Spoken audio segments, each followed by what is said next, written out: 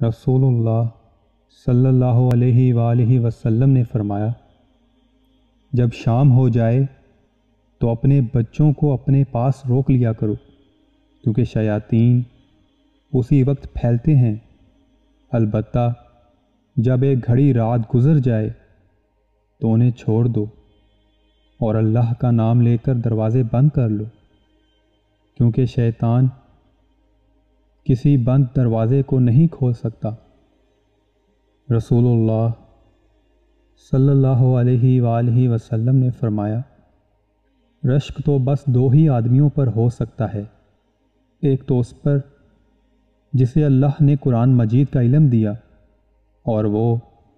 اس کے ساتھ رات کی گھڑیوں میں کھڑا ہو کر نماز پڑھتا رہا،